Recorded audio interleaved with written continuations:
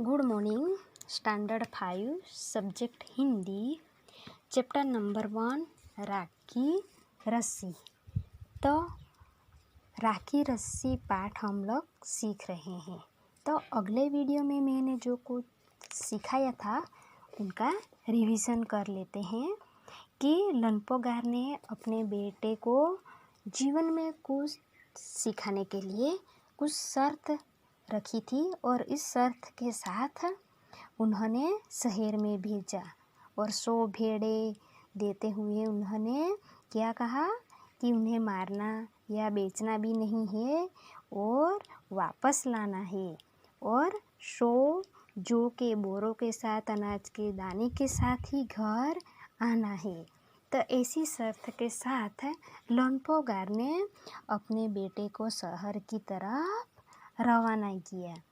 तो अगले वीडियो में यहाँ तक मैंने सिखाया था।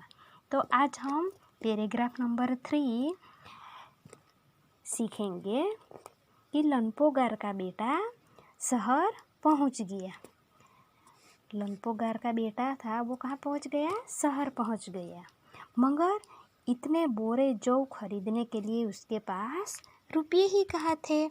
अभी उनके पिता ने क्या कहा था कि 100 बोरे के अनाज के दाने को साथ लेकर जाना था, लेकिन ये खरीदने के लिए उसके पास रुपये नहीं थे, पैसे नहीं थे।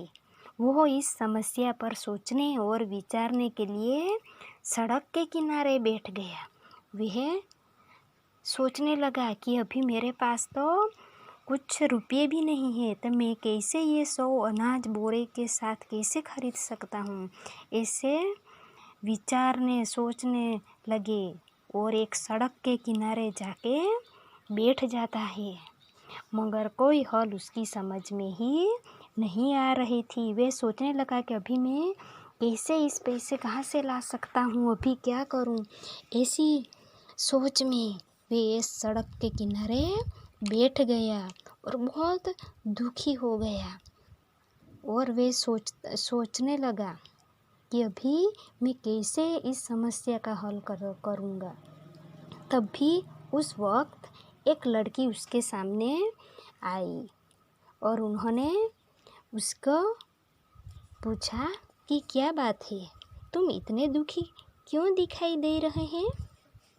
तब लंपोगार ने अपना सारा बताया, यानी अपनी सारी बात बता दी और उन्होंने इस लड़की ने उसे क्या उत्तर दिया कि इससे इतना दुखी होने की कोई बात नहीं है, मैं इसका हल निकाल देती हूँ कि आप इतना दुखी मत होइए और मैं उसका हल निकाल देती हूँ। इतना कहकर लड़की ने भेड़ों के बाल उतार दिए। देखो, पैसे लाने के लिए लड़की ने क्या उपाय किया कि जो भेड़ों थे इनका बाल उतार दिया और ये बाल उतार कर उन्होंने क्या किया, बाज़ार में बेच दिया और जो रुपये मिले इनसे ही 100 जोरों बोरों के साथ उन्होंने खरीद लिया। जो अनाज के दाने खरीदना था वे इन रुपयों से पैसों से उन्होंने खरीदा और इस अनाज के दाने खरीद कर उन्होंने घर वापस भेज दिया। तो आज हम यहाँ तक सीखते हैं। ओके।